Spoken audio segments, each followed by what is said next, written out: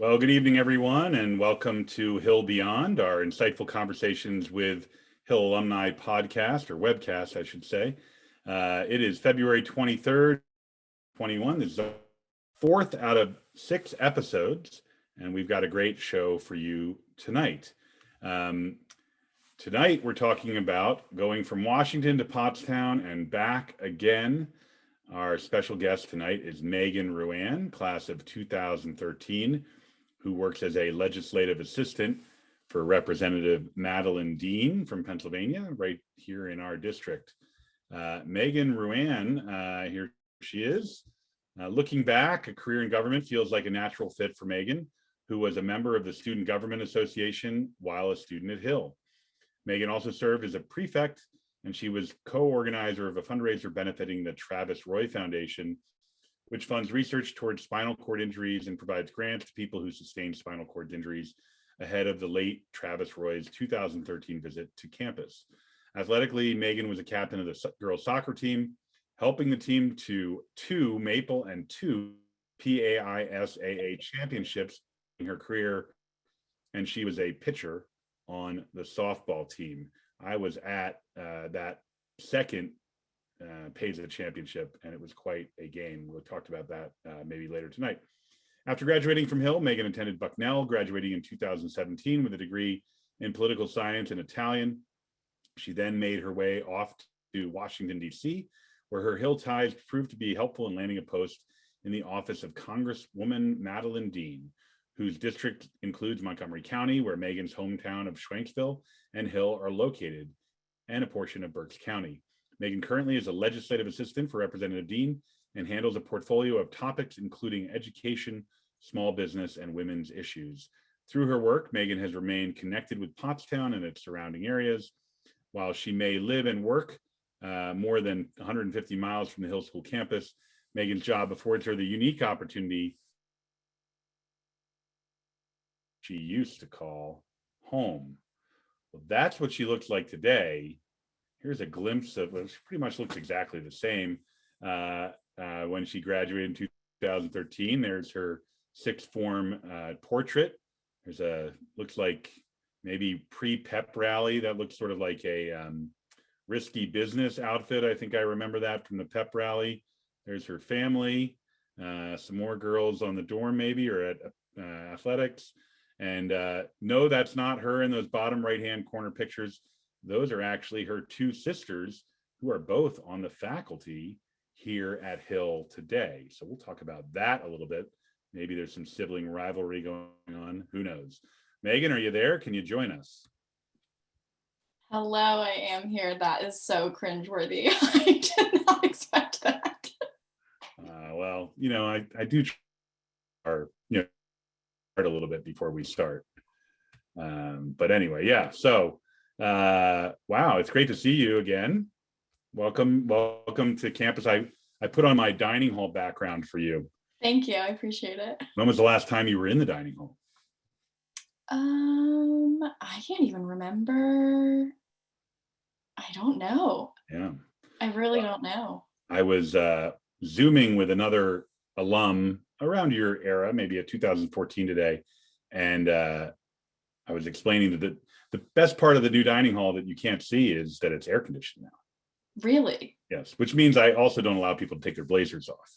That's, I think, a fair compromise. I remember walking and just sweating terribly whenever he'd show up to lunch. Yeah. So And those chairs, right? They kill stockings, and exactly, yeah. we replaced them with new chairs. I'm not sure that that's actually solved that particular problem. But well, thanks for joining us. We've been this episode.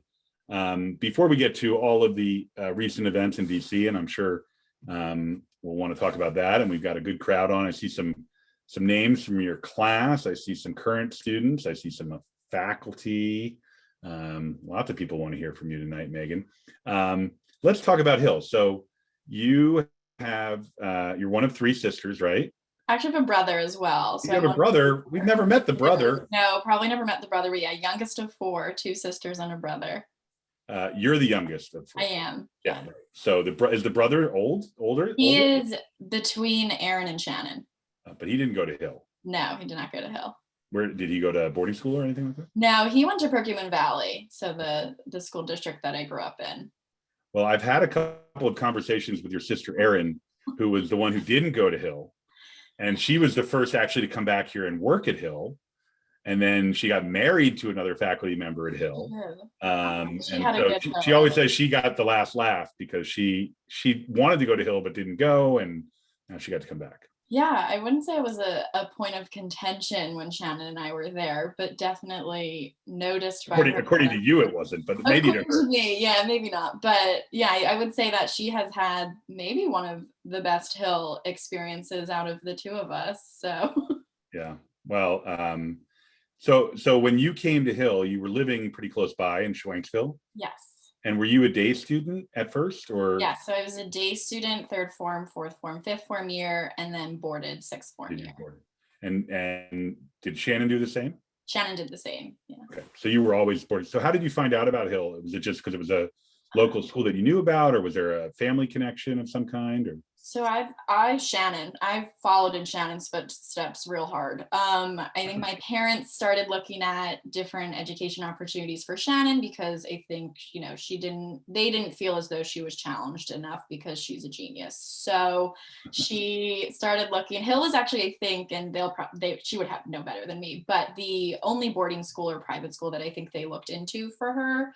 And it was kind of, for me, I had the option to choose whether or not to attend, but I kind of just established that I was going regardless. But I truly just followed in her footsteps and didn't look back afterwards. So. Do you remember like coming for a parents' weekend or coming to watch her play in a game or something and saying like, "Oh, I'm totally going here," or I remember, like, "I'm never going to that place"? Yeah, no, I remember going to watch soccer games because that was kind of one area of common interest for us. And I actually remember my interview with PH as well. And I think that we coincided that with, I think, a home soccer game so that my parents didn't have to make multiple trips there. But besides, I specifically remember. It's such a long drive. Exactly, the 20-minute haul. But I specifically remember watching her at preseason for soccer before her third form year. And I think that's when I was like, oh, I'll be here next year. So. Well, so you spent 4 years here, and that was probably a pretty important time of your life, I would imagine. And you and I shared 1 year. I arrived as the new headmaster for your sixth form year, and I can only imagine how disappointing that was. But I got to enjoy you and your classmates in your sixth form year. What were the sort of memorable components of your Hill experience? Who were the people? What were the programs? What were the things that you are fixed in your mind about your Hill experience? Yeah, so I would always tell people that I peaked in high school, and some people find it funny and some don't, but I still live by that motto to this day because I say that the Hill School was the best 4 years of my life, which is what most people talk about that way with college. But I think it was just such a unique opportunity that was truly instrumental within the formative, 4 years of your life where, high school is supposed to be what people say the worst time of your life. And for me, it wasn't. And I think that did have a lot to do with, programs I was involved in, soccer team. as a, 4-year varsity member of that, being able to play so closely with my sister, Shannon, and then, we also played basketball and softball together. But I think soccer rings true to be one of the most formative memories that I know that Shannon and I and our parents and family speak about the most, Right. because we did have such a successful career there, as well as kind of the bio noted 2 Maple championships, which were the first ever for the women's team, and also 2, PASA championships as well, one of those being my senior year. And, the team was so close, and it was just a unique experience to work so closely with my sister. But I think in addition to the athletic component of Hill, I am, the motto Hill Ties Never Sever is one of the truest things, probably, because I still see and talk to the girls of my class regularly, and the guys as well. Yeah, they're filling up the chat room. I know, I've seen a couple from Molly and Francie. Emojis and stuff. Yeah, they're big fans, clearly. But it is, yeah, and I think it is true. Like, I am so close with the girls that I have now been friends with for over 10 years, and I can't mention all of them probably because there's so many, but Molly Espenshade and Taylor Dunn and Molly and Francie that are in the chat, and Christina, and we just try to make a point to see each other as regularly as possible. Obviously, a lot of that was more feasible pre-COVID, but we still do try and stay connected, and I think that's been such a unique opportunity because they've been there with me for the past, how many years out of what, 8 years now? Yeah, that's a lot. And then I think obviously, in addition to the social aspect of it, the educational aspect was so important in helping me, I think, figure out who I was as a student. While Shannon and I are very close, we're very different as well in the things that we focus on and just our personalities as well. And so while it was, I think, a little bit difficult to kind of be within her footsteps, I think Hill is where I was able to first realize what I was really passionate about, which is, I think, what brought me to where I am now as well. So a number of things that was why I wasn't at your, I was not at your first championship soccer game, but I was at the second one. It was a cold, wintry day. I think it was at Albright College, I want to say, or yeah.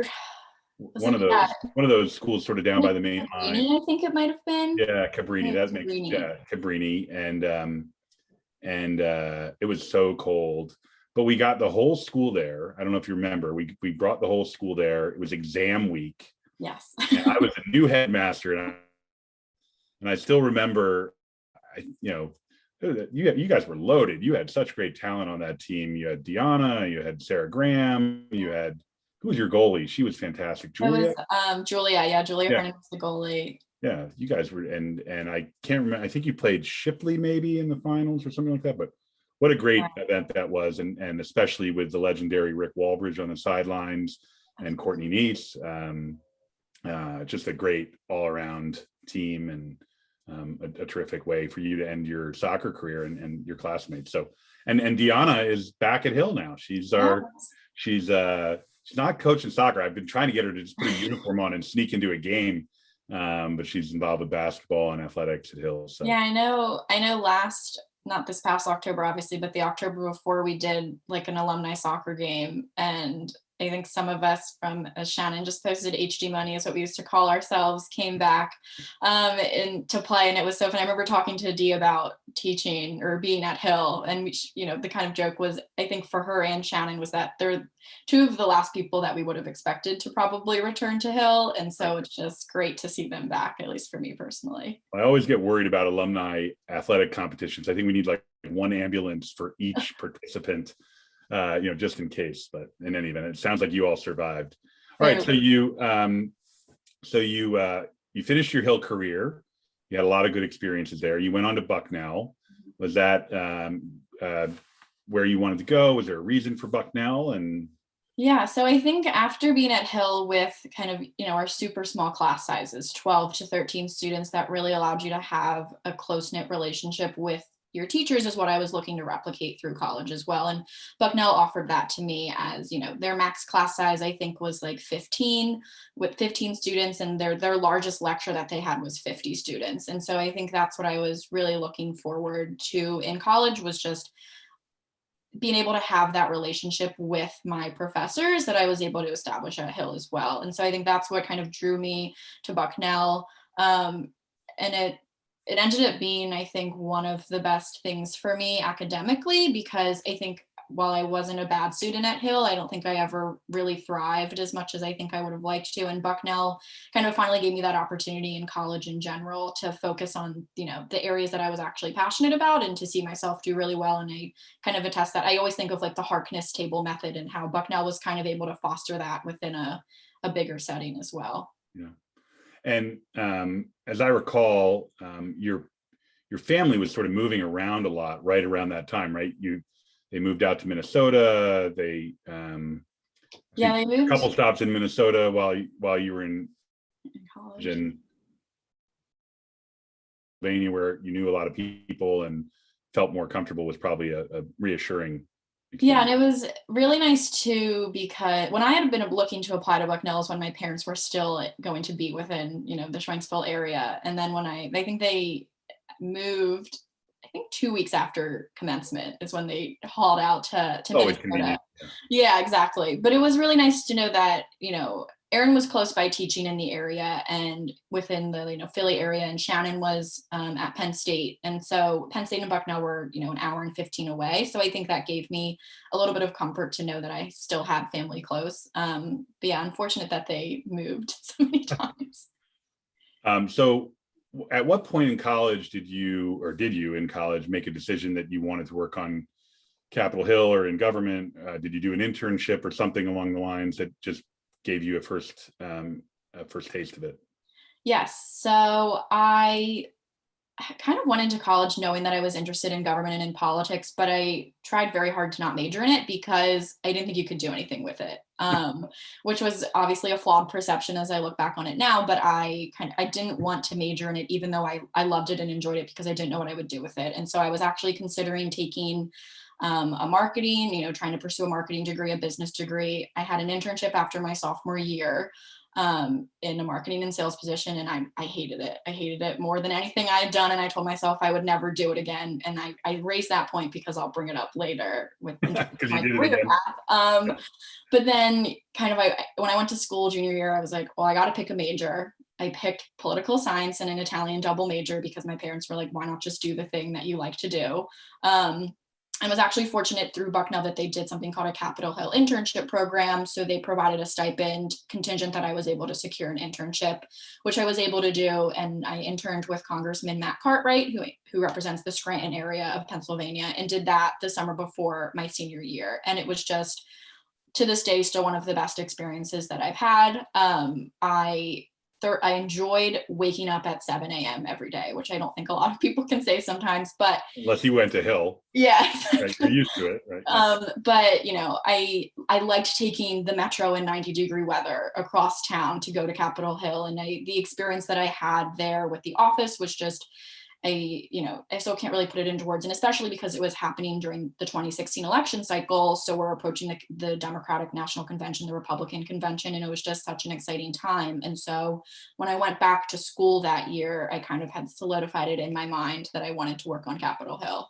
And so that's, there's a lot that happened between then and when I got my first job, but that was kind of how it all developed. And so other than that internship, have you worked for any other reps or any other positions in the Capitol, like other than Madeleine Dean? Yeah, so starting in January of 2019, I had an internship with then Representative, now Senator Ben Ray Lujan. I only interned with him for about 2 months before getting the full-time position with Congresswoman Dean. But those would be the three members, including the one now that I've had the opportunity to work for.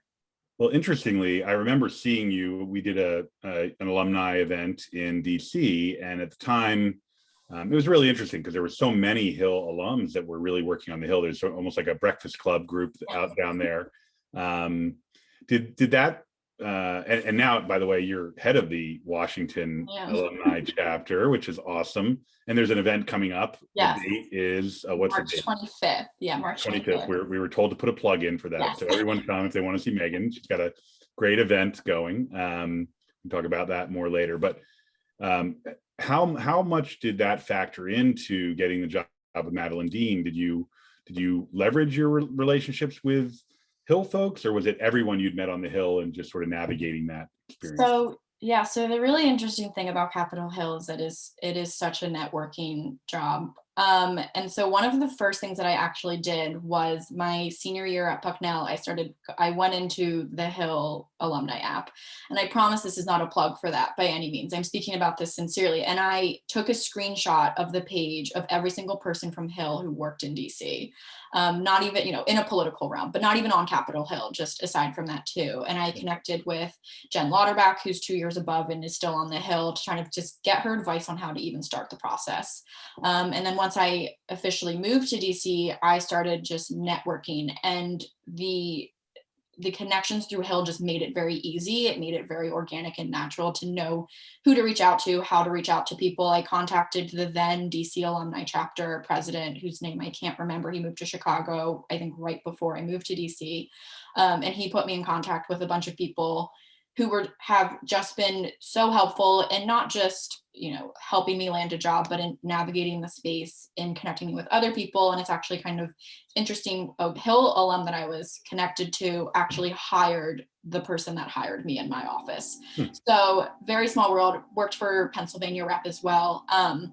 But they were also it is a very daunting process. It was difficult, and they were also just incredibly encouraging. And I think just because of the fact that we had all gone to Hill, I mean, they didn't know who I was, but it was still, just helpful to at least have that connection. Good. Well, we'll take the Hill Alumni Network for the win, right? Yeah. Yeah, definitely. Yeah. Well, so a lot of our listeners, we all see this and the Capitol and the Senate, but obviously, we don't know what goes on in those individual offices. So could you just describe for us what a typical, and maybe you can just use your office and maybe pre-COVID, because I know it's all different now, but sort of what's the structure, how many people are working there, what are the different sort of roles, and how does that get carved up? And I assume it's a little different for every office. It's at the discretion of the representative, but maybe just give us sort of Congress 101 in terms of what that looks like, because with some students on here tonight that may be interested in that and just don't even know what that looks like. Yeah, so as you mentioned, it definitely varies by office, but for my office structure, there are 8 of us, maybe I think 9 right now, technically 8 or 9. And we, there's a staff assistant who will typically handle kind of front office duties, administrative duties. We have a legislative correspondent who handles all incoming correspondence. So anytime that you write to your representative, to your senator, they will be the first person to read that message, and pass it along to the congresswoman and write a response as well.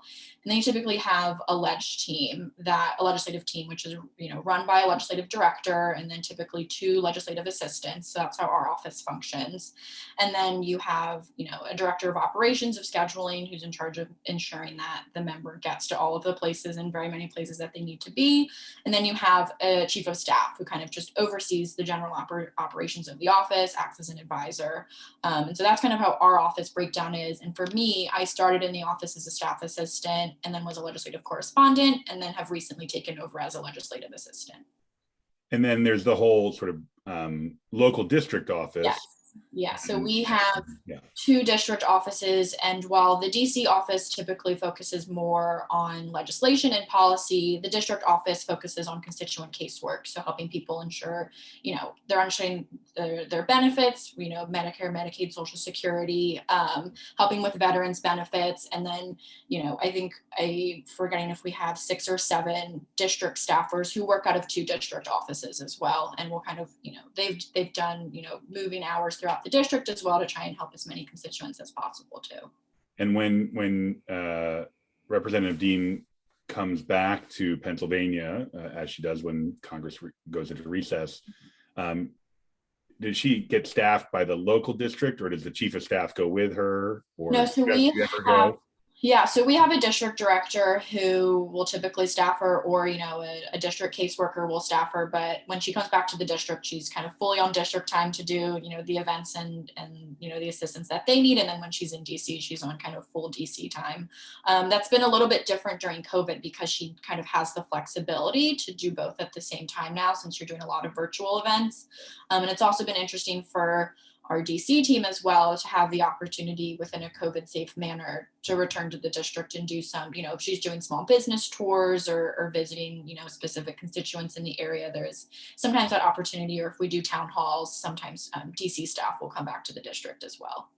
And then is there a totally separate campaign and political staff? Yes. So when you're in Congress, that's like all the time, right? You're always campaigning. So that's considered unofficial business that is completely separate from the official work that we do within her, official representative office. But she has a separate, a campaign entity that will help her, that she does have to typically, juggle all of those things at the same time.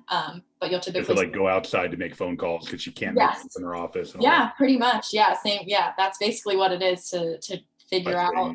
Yeah, because it is such a strict disconnect, but which is rightfully so, which is how it should be, but a strict difference between the two. Well, that's very helpful. I mean, I think that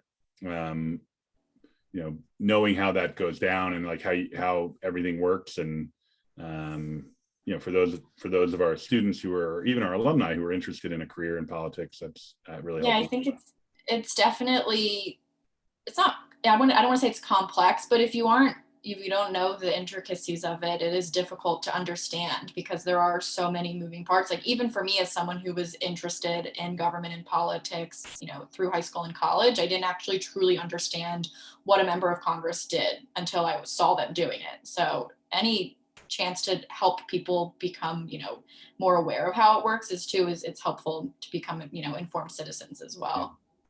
Well, interestingly, I'm going to ask you a question, but I'm going to set it up with my own personal story. I was a law clerk for a federal judge. It was my first real job out of law school. And I would say about 2 or 3 months into this year-long clerkship, it hit me that I was 24 years old, 25 years old at the time. And I was like writing federal law because I was writing the memos for my judge that he would maybe edit a little bit, but it became federal law. And I'm thinking like, I'm 25. I don't know anything. I just graduated from law school. Like, when did that moment hit you, Megan, when you realized you were doing really important work and having a voice in that? Yeah. So I think I started to see it even as a kind of within the staff assistant position, because you are the front line of defense for everything that goes through the office. And so I was the one answering phone calls, helping constituents schedule tours. And that's kind of I think that is when that I realized that, firsthand how important the work is that we do. If someone calls in about a casework issue, making sure that it gets directed to the right person. And so I think the staff assistant position is typically seen as like a junior level spot, but I loved it because that was when I got to actually see the tangible work that we were doing. But I would kind of say like oh wow, they're letting me be in charge of these things started when I started taking over legislative work. And I was given the small business portfolio, I think exactly 3 weeks before the national emergency declaration for COVID. So obviously we know, how difficult the situation has been for small businesses, and to them to be like, we need to introduce some sort of legislation that will help them. And here I am as a 25-year-old reading small business tax policy and introducing a piece of legislation that would provide, tax rebates to small businesses in the form of grants. And to introduce that, and while it wasn't passed into law, to see that tangible work and the effect that it would have on small businesses is kind of crazy. But I think every day I kind of have that moment where I'm like, oh wow, I'm 25 years old and I'm writing legislation, which is just still not something I can process fully sometimes, I think.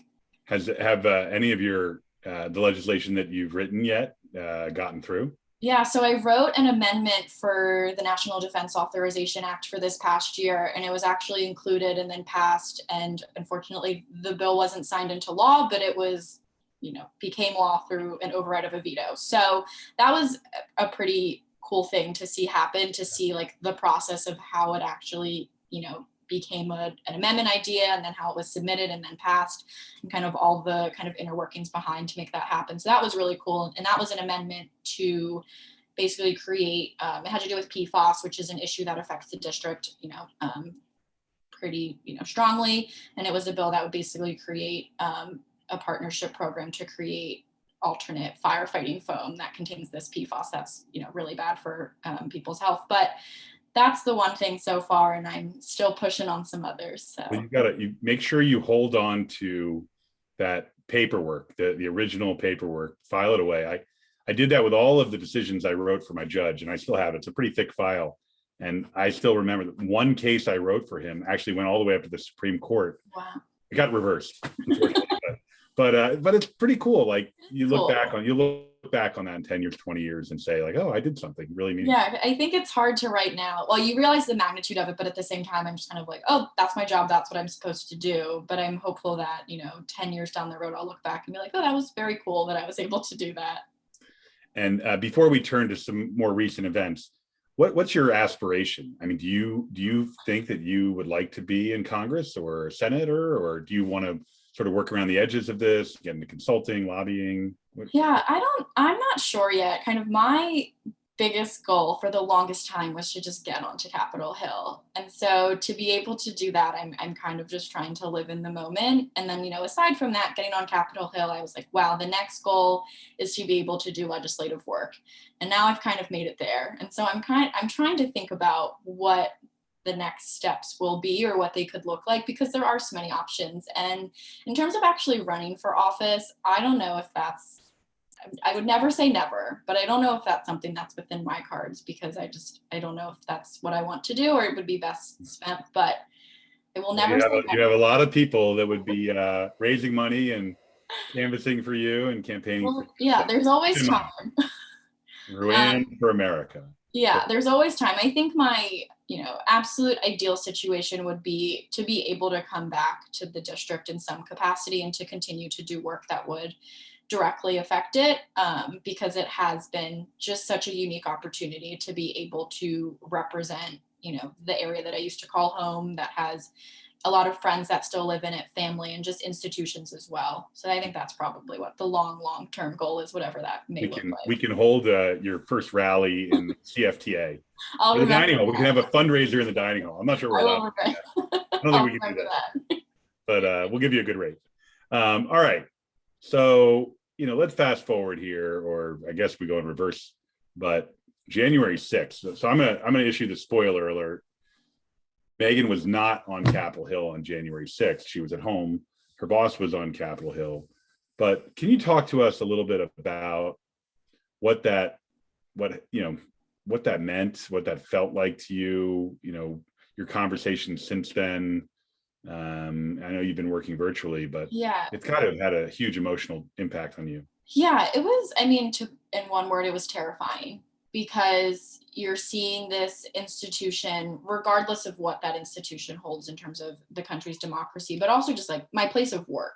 The perspective that I try and put it into is, thankfully, as you mentioned, I was not there. My office had kind of set a rule that we would not be in the office that week, because we recognized that there were potential threats, never to the magnitude of obviously which we experienced.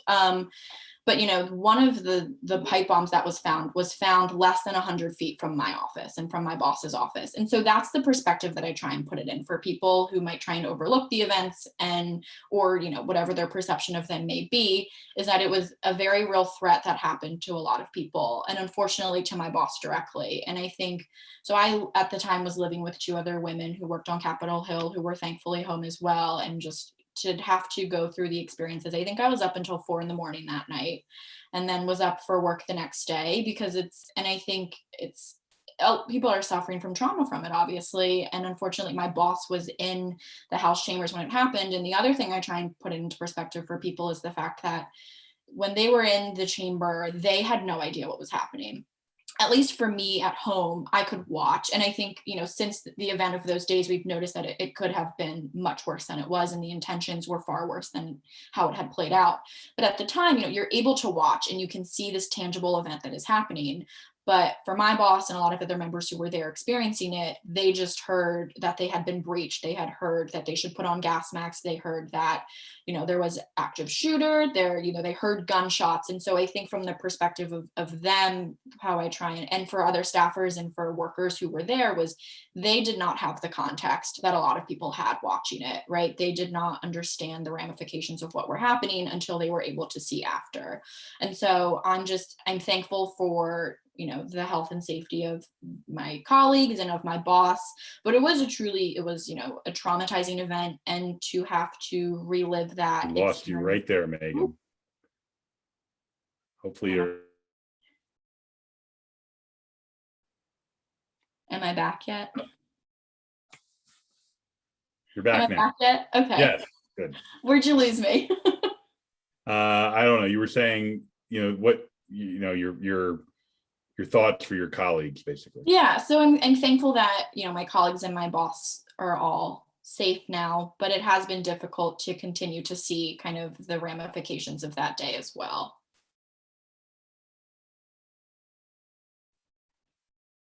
I'm not sure if my connection.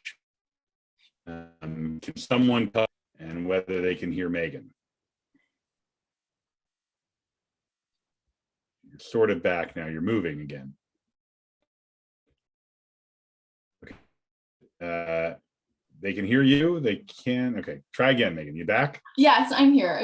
I'll finish it up by saying that I'm thankful for, the health and safety of my colleagues and for my boss. But it has been difficult to continue to see the events of that day play out in the ways that they are. Yeah. I know you've been virtual. Have you been back to the Capitol since then? Have you gone to your office? I've been back to the office twice. And the security measures around it truly feels like a war zone to be able to get in. It took me, the one day I tried to get in, it took, I think, 45 minutes to find the entrance that I could get in through. Yeah. Well, obviously we've all watched closely, and I'm glad that you and your colleagues were home and safe. And it's a really interesting perspective that, we all watched in terror as that happened, but the people that were in the building didn't fully know what was going on. And they even if they were getting glimpses of it on their phone or text messages, making sure people were okay, there was not time to sit there and watch. They were moving. Yeah. And I think that's what I always say is my boss is not checking Twitter constantly or checking the news, especially when they were doing, it was a constitutional obligation to certify the election results. And so that was their focus, was not to be on their phones. They were watching the proceedings happening. And so for them, I think that's where a lot of the fear came from, was the unknown. And also because it was just, it was a terrifying situation. Yeah, for sure. Well, there was a few other Hill people on the Hill that day. One of your classmates, Zach Hudak, is a correspondent for CBS, and he was in the House chambers. He was reporting live. He was sharing photographs of the Secret Service or the folks that were protecting Congress, and that was a scary moment. So, well, thank you for sharing that with us, and I'm sure we're all going to learn even more to come in the coming days and weeks and months. Well, while we still have a good internet connection, I think it's time to go to some questions. We have a good crowd here tonight, a very friendly crowd. So I doubt they're going to ask you really hardball questions, but we'll see. So if you want to ask a question, please feel free to put it in the Q&A box. You can type it in there. The chat, you can do it in the chat as well. But if you really want to have some fun here, raise your hand and I will allow you to speak to Megan. So who's going to be our first question of the night? There's a few good comments in here. Lots of hearts, that sort of thing. So someone's going to raise their hand, or I'll call them though. Here we go. Hold on. Someone said, I am dropping off of my connection, but you're connected with no interruption. So it must be my connection, Megan. Can you hear me okay? I can hear you fine. You were lagging for a little bit, but you're good now. Yeah, ITS just messed with our network last night. And so I've had a little bit of that today. I didn't think about it for tonight. All right, how about a question? There we go. Hand is up from Richard Sanford. I will allow you to talk. Richard, are you there? Richard? You got to unmute yourself, Richard. There we go. Now I'm unmuted. We can hear you. Excellent. Hill 80. One of my children, a daughter, is a senior in high school, has a strong interest in poli-sci. don't know which direction she wants to go, but she's an absolutely outstanding student in Williamstown, Massachusetts. Has her eyes set on Syracuse University as a first choice. What kind of advice might you extend in her direction as to, what to explore in her 4 years ahead at a university, be it Syracuse or elsewhere? Yeah, I would say take advantage of the opportunities that are presented to you, or to find opportunities as well. One of my colleagues, his kind of saying is to do everything and be everything, and I think that's a really great piece of advice. Is to, the best way to figure out what you want to do or don't want to do is to try different things. And that was actually another piece of advice from it that a Hill alumni gave me, was that if you do something and you realize that you really don't like it and you don't want to do it, you are one step closer to realizing, the things that you don't want to do, and therefore to figure out what you want to do. And I'd say, especially if you're interested within, a potential political science route, there are so many different avenues that you can go. You can go into public service, you can go into think tanks, you can go into research, to campaigns.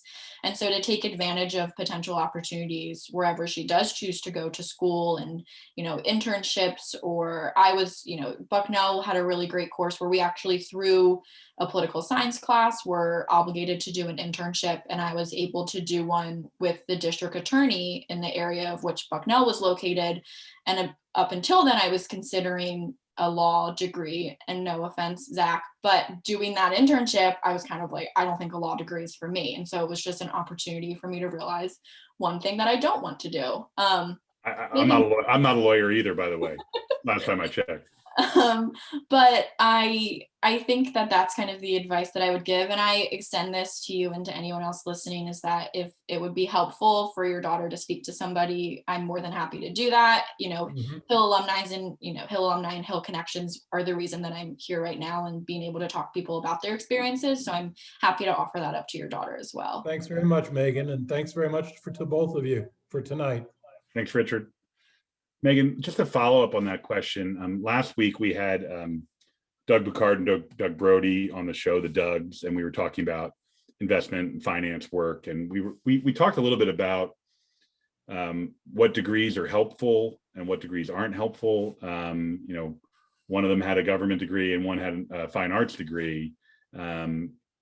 Is it the same on Capitol Hill, do you find, or does everyone have a government, poli-sci, or a history or legal degree? Are those sort of the range, or is it much broader than that? I'd say it's much broader than that, because you have people who are so policy specific, right? You have people who were pre-med or pre-health and then went and got a master's in public health, or got a master's in education or environment. And so, there are plenty of people that you will see who don't have a political science or a history background, who will still be successful and, fully accomplished within Capitol Hill as well. And so I think a piece of advice that I was actually given, and this is a little bit more towards higher education, was that kind of the experience that you can get working on the Hill will, supersede some of the, higher education, master's in public affairs or in government experience that you could get. But I would say, and I don't want to advise this to students as they go into college, but your college major will not define your career path. I think that is a helpful piece of advice. I've heard that before. Yeah. As a geography, that is for sure true. One of the things you mentioned, that Bucknell has like an internship program on the Hill. There's a few boarding schools in DC, like Madeira School and Episcopal High School, that have longstanding Capitol Hill internship programs where they go like 1 day a week or something like that. And I don't know if you've encountered those, but we've just come off this H-term that we've done for the first time at Hill, which was a 6-week program, mostly because of COVID, but we're hopeful to, retain some element of that experiential program and authentic learning experience at Hill. Do you think it's possible for students at Hill to, have internships, whether it's in the winter or summer? I mean, is there a lot of high school kids that get those kinds of positions, or is it fairly limited to college and grad students? Yeah, I know that our office tries to focus specifically on college students, but I would say you have a unique opportunity as well of being able to work with your local state representatives and state senators as well, who maybe, have more of a flexible schedule that you're able to work with. I know it's been a point of conversation within our office, but I would also just encourage, I think that an internship facilitation would be great to be able to do in high school because it provides you with some real world experience. And I think also just it broadens your horizon. So for me, as someone who considered themselves politically inclined and politically knowledgeable, I didn't even know that internships with my member of Congress existed until sophomore year of college, junior year of college. And so I think any opportunity to at least become aware of those opportunities ahead of time is going to be beneficial. Do the district offices ever hire students from high school or college kids, or is it mostly? Yeah, our district office hires college students. We typically do we typically prefer college students who have at least one semester under their belt, but our district and DC office both hires, interns. And I know that, typically they're done on a semester schedule, fall, spring, and summer, but our district office does do interns as well. Well, just putting another plug in for our Alumni Association, we are working on a new career mentoring program. And so hopefully you'll serve as a mentor, Megan, for young aspiring or not necessarily young aspiring, any aspiring folks who want to work on Capitol Hill. All right. Your classmate has asked you a good question from Francie Fitzgerald, wants to know, are there any social issues that have caught your attention and become especially near and dear to your heart? Anything that you can see yourself championing for the rest of your career? Thanks, Francie, for that question. So it's actually, when I'll preface it before I give the answers, that my whole family is science-based, right? My mom is a pharmacist. My dad was a biology major. Aaron and Shannon are both science teachers at Hill. My brother, science track as well. And I was kind of the one to take a liberal arts route. And I remember being like, I don't want to do anything related to science. And I have now found myself incredibly invested in environmental policy. And I say that because I remember growing up, Aaron was very invested in environmental policy. My dad works in an environmental lab. And I think I always thought that's the last thing I'm going to do. But through my work, I've become, very involved and passionate about the environmental work because it touches people in so many different sectors of their lives. It affects, climate change in general. When we think of the environment, it affects people's health. It affects their well-being. It affects economic development. It disproportionately impacts our communities of color. And so I think that is the one issue that I see that I am interested in, want to continue to champion, because it plays into so many different sectors of people's lives as well.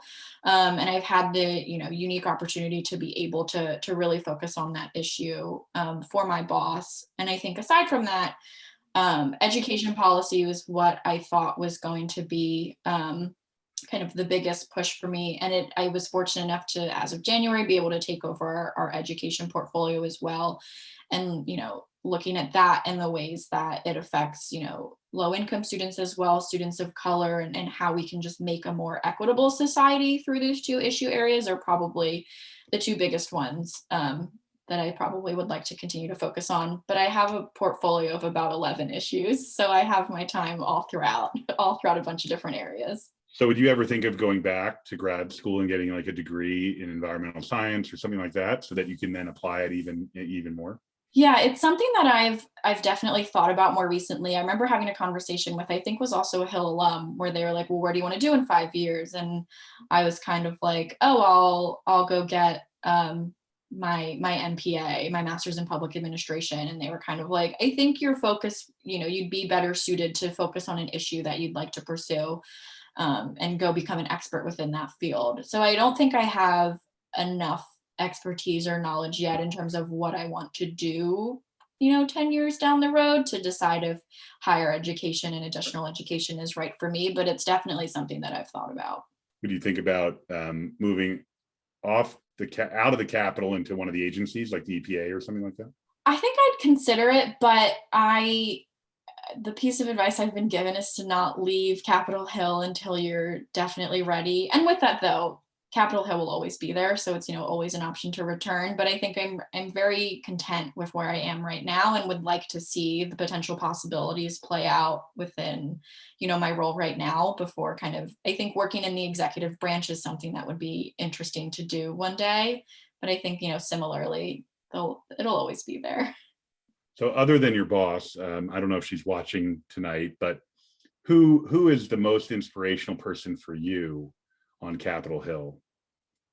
Wow, that's tough. I think I have to, and this is kind of a defaulted caveat answer, and I'll kick myself if I think of something different later. But I think I immediately default to the House Speaker because she has just had such a formidable career within the House. And I think when we just look at women in politics in general, it has, has been such a triumph, especially when we look at, our Vice President, Kamala Harris, first female Vice President.